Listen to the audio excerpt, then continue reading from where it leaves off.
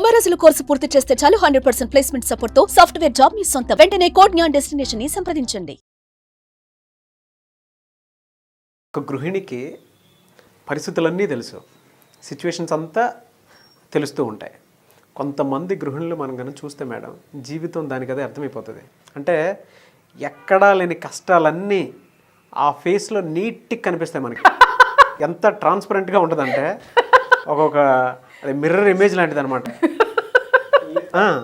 అంటే జనరల్గా ఏది ఉన్నా సరే వాళ్ళ మీదే పడుతుంది. కాబట్టి అంటే ఇంట్లో పిల్లలు చదువుతూ ఉంటారు, ఆడపిల్లలు టీనేజ్కి వచ్చి ఉంటారు.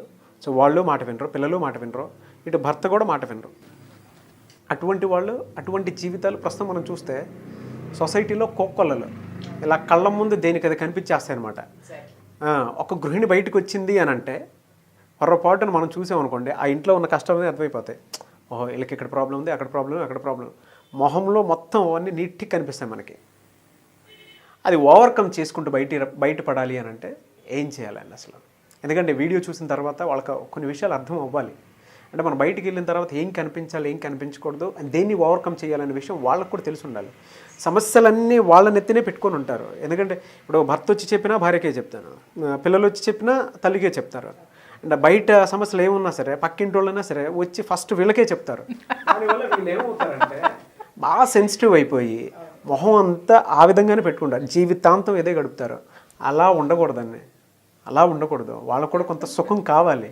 అంటే ఈ మెంటల్ టెన్షన్స్ అన్నీ పక్కన పెట్టేసి బయటకు వచ్చిన తర్వాత మనకు కూడా రెక్కలు వచ్చాయన్న ఫీల్ కలగాలి.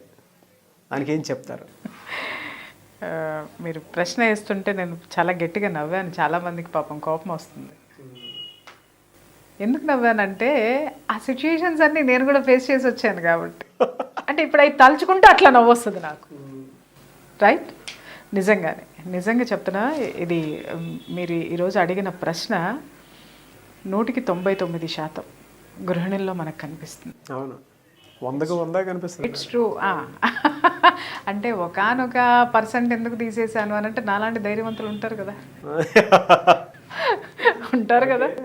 సమస్యలను పరిష్కరించుకునేటటువంటి సమయస్ఫూర్తి ఉన్నటువంటి మహిళలు చాలామంది ఉన్నారంటే, లేరని మాత్రం అనుకోకండి, అది చాలా తప్పు. అయితే నిజంగానే నేను ఒక్కటి చెప్పనా నాగరాజు గారు, ఇంట్లో ఏ పరిస్థితి వచ్చినా కూడా గృహిణి మీద ఎందుకు కనిపిస్తుంది?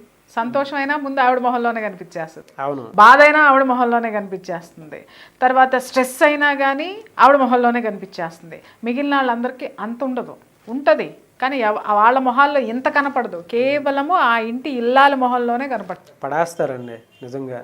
ఏ భర్త అయినా సరే, పిల్లలైనా సరే, ఏ సమస్య తీసుకొచ్చినా సరే వాళ్ళని ఎత్తిన పడేస్తారు. అవును, చాలా బాధేస్తుంది నిజంగా. ఇక్కడ పిటి ఏంటో చెప్పమంటారా? గృహిణికి ఉన్న చూసి బాధపడాల్సినటువంటి, మనం జాలిపడాల్సినటువంటి అవసరం ఏంటి అంటే, పడేటటువంటి పరిస్థితులు ఏంటంటే, భర్త వ్యాపారంలో నష్టం వచ్చింది అనగానే ఫస్ట్ అతను మాట్లాడే మాట ఏంటి అనంటే, ఇంకా అయిపోయింది నా పని అయిపోయింది అనేసి ఒక మాట, ఇక నేనేం చేయలేను, మన రోడ్డు మీదకి వచ్చేసాం, ఇలాంటి పదాలు తెచ్చి ఎవరి దగ్గర చెప్తారు? భార్య దగ్గర చెప్తాడు. భార్య ఎందుకు అంత తీసుకుంటుంది చెప్పండి? భర్త చెప్పేస్తాడు. భర్త రిలాక్స్ అవుతాడా అనంటే అతను అవ్వచ్చు, అవ్వకపోవచ్చు, కానీ అతనికి సెకండ్ థాట్లోకి వెళ్ళిపోతాడు, హౌ టు ఓవర్కమ్. లేదా కొన్ని రోజులు అతను డిప్రెషన్లో ఉంటాడు, కానీ అతని స్నేహితులు కానివ్వండి, చుట్టూ ఉన్న స్నేహితుల వల్ల కానివ్వండి, లేదా అతనుకున్న ఐడియాస్ వల్ల కానివ్వండి, మళ్ళీ అతను తాను రిఫ్రెష్ చేసుకుంటాడు, బయటకు వచ్చేస్తాడు. బట్ గృహిణి మాత్రం అక్కడే ఉంటుంది, అదే దీంట్లో ఉంటుంది. మళ్ళీ వ్యాపారం పెట్టి మళ్ళీ అలాంటి జీవన వైభవం వచ్చేంత వరకు కూడా ఆవిడ దాన్ని భయంకరంగా మోస్తారు ఆవిడ. అట్లాగే పిల్లల లైఫ్లో ఏదైనా జరిగింది, హెల్త్ ఇష్యూ కానివ్వండి, లేకపోతే వాళ్ళ కెరీర్ ఇష్యూ కానివ్వండి, లేకపోతే వాళ్ళ లైఫ్ ఇష్యూ కానివ్వండి. ఇప్పుడు పిల్లలకి ఏదైనా డివోర్స్ అయింది అనుకుందాం, లేదా డైవోర్స్ వరకు వచ్చింది అని అనుకుందాం, లేదా వాళ్ళ కెరీర్ దెబ్బతింది అనుకుందాం, లేదా ఎక్కడో వాళ్ళు ఏదో పొరపాట్లు చేసి ఇంటి మీదకి తెచ్చేశారని అనుకుందాం. అది మొత్తం కూడా ఆ ఒక్క ఇళ్ళల్లోనే చూస్తాం. అవును, తప్పు చేసిన వాళ్ళలో కొన్ని రోజులు ఉంటుంది, తర్వాత పోతుంది, కానీ అపరాధ భావం అంతా ఈవిడ భరిస్తుంది. రైట్. తర్వాత కొన్నాళ్ళు పోయిన తర్వాత అసలు ఈ సినిమాలో కష్టాలు, మన సినిమా కష్టాలు అంటాం కానివ్వండి, ఇవాళ ఏ గృహిణినైనా సరే తీసుకోండి నాగరాజు గారు, 90% ఆ కష్టాలన్నింటినీ గృహిణి మోస్తుంది. నిజం, అది వాస్తవం. మరి ఈ గృహిణి అంత బాధంతా ఈమె ఎందుకు పడాల్సి వస్తుంది? పడాల్సిన అవసరం ఎందుకు వచ్చింది? ఇంకింతే మొయ్యాలా జీవితాంతం? ఇలాగే ఉండాలా? బియ్యం ఉండవు.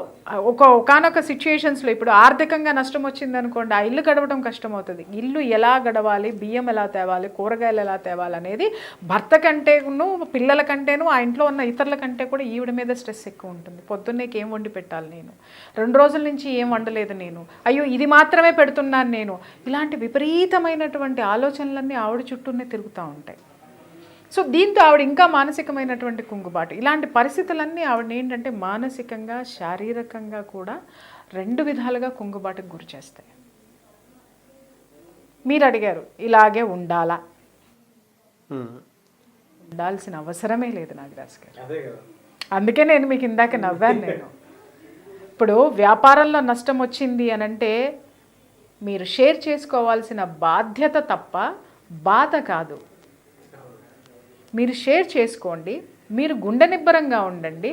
మీ భర్త ఖచ్చితంగా అతనికి ఎంత ఎఫిషియన్సీ ఉందో మీకు ఆల్రెడీ తెలుసు. అతను ఎంత సమర్థుడో మీకు తెలుసు. అతను మళ్ళీ కొంత టైం పుంజుకోవడానికి మీరేం చేయాలి? ఇంట్లో బొగ్గని చేయి పెట్టుకొని కళ్ళల్లో కళ్ళు పెట్టి, భర్త కళ్ళల్లో కళ్ళు పెట్టి, ఆయన కళ్ళు జాలిగా ఉంటే మీ కళ్ళు నిండుగా ఉంటే కన్నీళ్లతోటి ఇలా కూర్చుని ముక్కులు చీదేసుకుని ఏడ్చేసి పొద్దున్నే 8ంటికి తినాల్సినటువంటి టిఫిన్ మధ్యాహ్నం 12ంటికి తిని, మధ్యాహ్నం వంట ఏమీ చేయకపోతే సాయంత్రానికి ఆ చద్దికూడేదో తిని ఇవన్నీ చేసేస్తూ ఉంటాం. అట్లాగే పిల్లల జీవితాలు, డివోర్స్, ఆడపిల్ల వచ్చింది అనుకోండి, డివోర్స్ తీసుకుని ఇంటికి వచ్చింది, లేదా డివోర్స్ నడుస్తుంది, లేకపోతే మగపిల్లవాడు ఉన్నాడు, వాడు ఇంకేదో చెత్త పని చేసి వచ్చాడు, దానివల్ల ఇంటి మీదకి వచ్చింది, అవమానాలు వచ్చినాయి. ఆ అవమానాలన్నిటినీ ఈవిడ మనసులో పెట్టేసుకుని బయటికి మొహం ఎలా చూపించాలి, నేను ఏం చేయాలి? ఆ జుట్టుకి తైల సంస్కారం ఉండదు, ఆ ఒంటికి సరైనటువంటి బట్ట ఉండదు, ఆ కడుపుకి సరైనటువంటి తిండి ఉండదు. తప్పు చేసిన వాళ్ళందరూ అక్కడే ఉంటారండి. వాళ్ళు 4 రోజులే బాధపడతారు. లేదు, తప్పు చేసిన వాళ్ళ బాధ వాళ్ళకు ఉంటుంది. బట్ నీ స్థానం ఏంటి? నువ్వు భరించేదానివా? నువ్వు మాత్రమే భరించేదానివా? నువ్వు కూడా వాళ్ళతో పాటు బాధపడుతూ కూర్చుంటే ఈ సమస్యలు ఏ రోజుకు పరిష్కారం కావాలి? నువ్వు కూడా అదే కోవలోకి చెంది నువ్వు ఆ బాధను మొత్తాన్ని నీ నెత్తి మీద వేసుకొని నువ్వు ఆరోగ్యపరంగా కానివ్వండి, ఆహార్యం పరంగా కానివ్వండి, నువ్వు రోజు రోజుకి క్షీణించిపోతూ ఉండి దయనీయమైనటువంటి స్థితి అంతా నీ మొహంలో తెచ్చేసుకొని కూర్చుంటే మిగిలిన వాళ్ళకి ధైర్యం ఎక్కడి నుంచి వస్తుంది? ఇల్లాలు చాలా సమర్థవంతురాలండి, ఇల్లాలు చాలా ధైర్యవంతురాలండి. నిజమండి. చూడండి, భర్త కరెక్ట్గా మీరు అనాలిసిస్ చేయండి. కింద నుంచి ఒక వ్యక్తి పైకి ఎదిగాడని అనుకుందాం, ఒక చిన్న ఎంప్లాయీ నుంచి, లేదా ఒక చిన్న షాప్ నుంచి ఒక పెద్ద కోట్లు సంపాదించే స్థాయి వరకు వెళ్ళాడు అనుకుందాం. అది ఎవరు గొప్పతనం చెప్పండి? ఎట్లా చెప్పండి? ఏ విధంగా? మెంటల్ స్ట్రెస్ని ఎక్కడ తనే తీసుకుంటుంది తప్ప భర్తకి ఎప్పుడు ఇవ్వదు. అది ఒక్కటి మాత్రమేనా? నువ్వు 2000 నెలకి 2000 చిన్న షాపో చిన్న ఉద్యోగమో చేసినప్పుడు నెలకి 2000 తీసుకొచ్చిన రోజున నీకు కడుపు నిండా 3 పూట్ల తిండి పెట్టింది, అన్ని విధాలుగా నీకు సహాయ సహకారాలు అందించింది, నీకు ఏ లోటు రాకుండా చూసి పంపించింది. 20,000 తెచ్చిన రోజున కూడా ఇంతకంటే అప్పుడు ఏం చేసిందో దాంట్లో ఆహార పదార్థాలు మారుతాయి, వేసుకునే బట్టలు మారుతుంది, కానీ ఇదే సమర్థత ఆ రోజు ఉంది. 2 లక్షలు తీసుకొచ్చిన రోజున కూడా ఆ 2 లక్షలను కూడా చాలా జాగ్రత్తగా ఈ స్థాయిల్ని మెయింటైన్ చేస్తూ తీసుకొని వచ్చింది. తర్వాత నువ్వు 2 కోట్లు తీసుకొచ్చి ఇచ్చిన రోజున కూడా ఆవిడ అదే స్థాయిని మెయింటైన్ చేస్తూ వచ్చిందంటే ఆవిడ good financial manager, okay, good administrator, good leader. Leader ఇక్కడ ఏంటంటే ఆవిడ ఎలాంటి లీడర్ అంటే బాధ్యతాయుతమైనటువంటి లీడర్. ఆవిడ ఇవన్నిటిని బాధ్యతగా తీసుకుంటుంది. తను ఇంత గొప్ప స్త్రీ ఒక్కసారి అంటే ఆవిడ ఏం చదువుకున్నా అదే పని చేస్తుంది, చదువుకోపోయినా అంతే సమర్థత ఉంటుందండి. చాలా క్వాలిటీస్, గ్రేట్ క్వాలిటీస్ ఇవి విమెన్లో. చదువు అనేది దానికి ఎట్టి పరిస్థితుల్లోనూ మెజర్మెంట్ కాదు. బట్ ఒక కష్టం రాగానే ఆ కష్టం మొత్తం ఈవిడ మొహంలో కనిపించేస్తుంది. అవును. ఇవి ఇంత సమర్థవంతురాలు కష్టం వచ్చినప్పుడు ఆ కష్టాన్ని సమర్థవంతంగా ఎలా ఎదిరించాలా అనేది ఆలోచించడం అనేది మాత్రం ఇక్కడ ఆపేస్తుంది. అసలు నీ ప్రయాణం ఇక్కడి నుంచి మొదలవ్వాలి. ఇంట్లో ఒక సమస్య వచ్చింది, తలెత్తుకోలేని సమస్య వచ్చింది అనుకుందామా, 4 రోజులు దీని నుంచి ఎలా ఓవర్కమ్ అవ్వాలా అని ఆలోచించాలండి. ఎలా ఉండాలి? ఏదో ముతక గుడ్డ కట్టేసుకుని చింకిరి జుట్టేసుకుని ఏ రోజు దూకున్నామో తెలియదు, ఏ రోజు తిన్నామో తెలియదు, ముఖాన బొట్టుందో లేదో తెలియదు, అప్పటి వరకు మహాలక్ష్మిలాగా ఉండే ఆవిడ ఎట్టయిపోతుందో అర్థం కాదు. ఇంట్లో ఏం జరుగుతున్నాయో తెలియదు, ఏ వస్తువులు ఎక్కడ పడితే అక్కడ పడేసి ఉంటే ఎంత నిర్లక్ష్యం ఇంట్లో కనిపిస్తుందంటే, ఎంత అలక్ష్మి ఇంట్లో కనిపిస్తుందంటే, ఎంత దరిద్రం తాండవిస్తుందంటే, ఎప్పటి నుంచి తాండవిస్తుందో చెప్పమంటారా? ఉద్యోగ వ్యాపారంలో నష్టం వచ్చి 4 నెలలు అవుతుంది, కానీ చెప్పిన క్షణం నుంచి తాండవిస్తుంది. అది ఇంట్లో రివీల్ అయిన దగ్గర నుంచి. అట్లాగే ఒక సమస్య మీదకి వచ్చింది అని అనుకుందామండి, ఆ నిమిషం నుంచి ఆ లక్ష్మి ఆ ఇంట్లో తాండవించేస్తుంది. కారణం ఏంటి అనంటే అది నువ్వు ఎంత సమర్థవంతురాలివి. ముందు ఈ పిచ్చయి మానేసేయండి.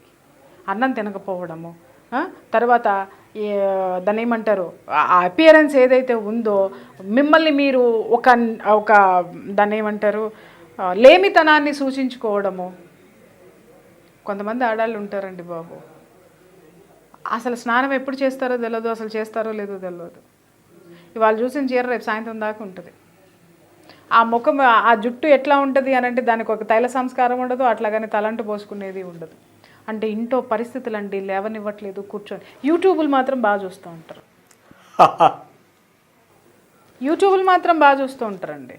టీవీలో సీరియళ్ళు మాత్రం బాగా చూస్తూ ఉంటారండి. కానీ వీళ్ళు స్నానాలు చేయడానికి తలకాయకి నూనె రాసుకుంటానికి తల సంస్కారం చేసుకుంటానికి, ఇల్లు నీట్గా పెట్టుకుంటానికి మాత్రం ఇల్లు పరిస్థితులు ఇలా ఉన్నాయండి. దేనికి ఇంపార్టెన్స్ ఇస్తున్నావు నువ్వు చూసే సీరియల్ నీకేంది వినిపిస్తుంది? నిన్ను లేజీగా కూర్చోమని చెప్తుంది. చేయకండి అట్లాగా. మీరు చేయాల్సింది ఏంటి అనంటే, మీరు ఇంతకుముందు మీరు ఎలా ఉన్నారో ఫస్ట్ మీరు శుభ్రంగా ఉండండి, మీరు చక్కగా ఉండండి, ఇల్లుని శుభ్రంగా ఉంచండి, ఇంటిని చక్కగా పెట్టండి. కొన్ని పరిస్థితులు కర్మ సిద్ధాంతాన్ని చాలామంది నమ్ముతారు. మా టైం బాగలేదు అంటారు. టైం ఏంటి చెప్పండి? ఏం టైం బాగాలేదు? రాహు వచ్చాడా, కేతు వచ్చాడా, ఏదో నక్షత్రం దూకిందా, లేకపోతే వీడు పారిపోయాడా, ఆ గ్రహం గంతులేసిందా, ఈ గ్రహం డాన్సులు వేసిందా, ఇవన్నీ వింటారు కదా మీరు. కాబట్టి బాగాలేదని అంటారు కదా. గ్రహాలు కదా చేసింది, మీరెందుకు ఇట్లా అవుతున్నారు? Psychologically you are inviting those hurdles, you are inviting that karma. కర్మ మీ దగ్గరికి రాలేదండి, కర్మ వస్తుందని ఎవడో చెప్పాడు కాబట్టి మీరు స్వీకరించారు. అప్పులు అయిపోయినాయండి, కానీ ఆ అప్పులు తీర్చగలిగేటటువంటి సామర్థ్యం మీలోనే ఉందని మర్చిపోయి అప్పుల్ని మాత్రమే స్వీకరించారు కాబట్టి అప్పులు అలాగే ఉన్నాయండి. మీ పిల్లల జీవితాల విషయంలో ఏదో వచ్చింది, జరగకూడదు జరిగింది అని మనం అనుకున్నామండి. ఎందుకు అయ్యింది అనేటటువంటి వాళ్ళ జీవితం అంతకు మించి బెటర్గా మీరు ఆలోచించలేకపోతున్నారు కాబట్టి మీరు ఇలా, మీ ఇల్లంతా ఇలా ఉంది, మీరంతా ఇలా ఉన్నారండి. You are inviting those hurdles. మీరు వాటిని స్వీకరిస్తున్నారు. మీరు ఎన్నాళ్ళు ఇలా మంచి రోజులు వస్తాయండి, 14వ తారీఖు నుంచి బాగుంటుందని పంతులు గారు చెప్పారండి. ఆ 14వ తారీఖు ఎప్పుడు ఉంటుంది? 6 నెలల తర్వాత ఉంటుంది. 14 రోజులు నువ్వు నీ ఇంటిని, నిన్ను, నీ మనస్తత్వాన్ని పర్ఫెక్ట్గా, ఒక ఆలోచనాత్మకంగా, ఒక ఆశాజనకంగా నువ్వు పెట్టుకుని ఒక 14 రోజులు నీ ఇంటిని సుందరంగా తీర్చిదిద్దుకో. నువ్వు తీర్చిదిద్దుకో, నీ పరిస్థితులను చక్కబెట్టుకో, ఒక పాజిటివ్ వైబ్రేషన్స్ని, ఒక పాజిటివ్ ఆలోచనల్ని నువ్వు నీ ఇంట్లో ప్రసరింపచేయి. 14 డేస్లో నీకు నీ హర్డిల్స్ ఏమైతే ఉంటాయో వాటికి సంబంధించినటువంటి పాజిటివ్ వైబ్రేషన్స్ నీ ఇంట్లో రావటం మొదలు పెడతాయి. చూడండి, దయచేసి కర్మలు ఉన్నాయి కానీ జాతకాలని నమ్మకండి. మీ తలరాతని మీరు మార్చుకోగలరు. ఒక విఐపి మన ఇంటికి వస్తున్నాడంటే మన ఇంటిని ఎంత బాగా సుందరంగా తీర్చిదిద్దుతామండి. ఒక పెళ్లి జరుగుతుంది అనంటే 4 రోజుల ముందు నుంచి ఇంటిని ఎందుకు అలంకరిస్తామండి? ఎందుకంటే ఒక హ్యాపీయెస్ట్ మూమెంట్ని ఇన్వైట్ చేస్తున్నాం కాబట్టి. ఆ పెళ్లి కళ అనేది తీసుకొస్తాం కాబట్టి అంత అందంగా తీర్చిదిద్దితేనే ఆ ఇంట్లో పెళ్లి కళ అనేది ఉంటుంది. మీరు ఎక్కడ వస్తువులు అక్కడ పడేసేసి ఎక్కడ ఎట్లా ఉండేటటువంటిది ఇల్లు అంతా అట్లా పెట్టేసేసుకుని ఎక్కడ వస్తువులు అక్కడ పడేసేసుకుని పెళ్ళి వాళ్ళు వచ్చారనుకోండి, ఇంకొకళ్ళు వచ్చారనుకోండి, ఆ పెళ్ళి అనేది అక్కడ ఆ వేడుక యొక్క ఆనందం ఉంటుందా ఆ వాతావరణంలో? లేదు. ఒక పెళ్ళి అనగానే ఇంటిని ఎలా అలంకరిస్తాము, అట్లాగే ఒక వేడుక చేసుకోవాలి అనంటే మనం ఎలా అలంకరించుకుంటాం, ఒక ఫంక్షన్కి వెళ్తున్నామంటే ఎలా అపేరెన్స్ ఎందుకు అలంకరించుకొని వెళ్తామంటే దానికి తగ్గట్టు ఆ ఫంక్షన్ యొక్క అట్మాస్ఫియర్ని ఇన్వైట్ చేస్తూ మనం వెళ్తున్నాం. అలాగే సమస్యల్లో ఉన్న మనం కూడా ఆ సమస్యల యొక్క పరిష్కారాన్ని ఇన్వైట్ చేయాలి కానీ సమస్యల్ని కాదు. ఎటువంటి సమస్యలతోనే చాలా మంది బాధపడుతున్నారు. అది ఇన్వైట్ చేస్తున్నాం మనము. పరిష్కారాన్ని ఇన్వైట్ చేయాలంటే ఏం చేయాలి? నువ్వు చింపిరి చుట్టూ వేసుకుని కూర్చొని 3 రోజులకు ఒకసారి స్నానం చేసి ఇల్లంతా ఎక్కడ పడితే అక్కడ గబ్బు కొట్టేటట్టు పెట్టుకొని చీమలు వచ్చిపోతున్నాయో తెలియదు, దోమలు వచ్చిపోతున్నాయో తెలియదు, పిల్లు వచ్చిపోతుందో తెలియదు, లేకపోతే కుక్కలు నక్కలు కూడా వచ్చిపోతూ ఉంటాయి ఒక్కొక్క ఇంట్లో. అయితే నిజంగా చూస్తూ ఉంటాయి. ఏం వచ్చినా బట్ నోరు తెలుసుకుని అట్ట శూన్యంలో ఒక అమ్మ చూస్తూ ఉంటే సినిమాలు చూస్తూ ఇంకొక అమ్మ చూస్తూ కూర్చుంటుంది. ఎందుకంటే పంతులు గారు చెప్పారు ఆ రోజు ఎప్పుడో వస్తుంది, లేకపోతే వీళ్ళే చెబుతారు 4 నెలల తర్వాత వస్తుంది. రాదు. నీకు 40 నెలలు అయినా రాదు. చాలామంది అనుకుంటున్నారు కాలం కలిసి రాలేదని. ఎందుకు కలిసి రాలేదంటే you are inviting your illness. ఏది? ప్రాస్పరిటీ ఇల్నెస్ని. అవును. దాన్ని నువ్వు ఇన్వైట్ చేసుకుంటూ నాకు కలిసి రాలేదని ఎలా చెప్తావు? నువ్వు ఉద్యోగానికి వెళ్తున్నావు అనంటే ఉద్యోగానికి తగ్గట్టు వెళ్తేనే కదా వాడు నీకు ఉద్యోగం ఇస్తాడు. అట్లాగే అదృష్టం నీకు రావాలి, సమస్యలకు పరిష్కారం నీకు కావాలంటే ఆ పరిష్కార దిశగా నిన్ను నువ్వు మలుచుకుంటేనే కదా. నువ్వు వెల్కమ్ చెప్పాలి కదా వాటికి. ఆ పరిష్కారానికి వెల్కమ్ చెప్పకుండా సమస్యలకు వెల్కమ్ చెప్పేటటువంటి వాతావరణాన్ని మీరు ఇక్కడ సృష్టించుకుంటున్నారు. దాంట్లో నుంచి బయటికి రండి. ఆ ఫాల్స్ థింకింగ్లో నుంచి బయటికి రండి. మిమ్మల్ని మీరు చక్కగా పెట్టుకోండి, నీట్గా పెట్టుకోండి, ఇల్లు నీట్గా పెట్టుకోండి, మీ ఆలోచనలు నీట్గా పెట్టుకోండి, మీరు నీట్గా ఉండండి. క్రమంగా మీ ఇంట్లో ఉన్నటువంటి సమస్యలు ఎందుకు సాల్వ్ కావో చూడండి. మీరు మీ పిల్లలు ఏడుస్తూ పడుకున్నారు, లేకపోతే మీ వారు ఏదో డిప్రెషన్లోకి వెళ్ళిపోయారు, వాళ్ళకి ధైర్యం చెప్తూ ఉండండి.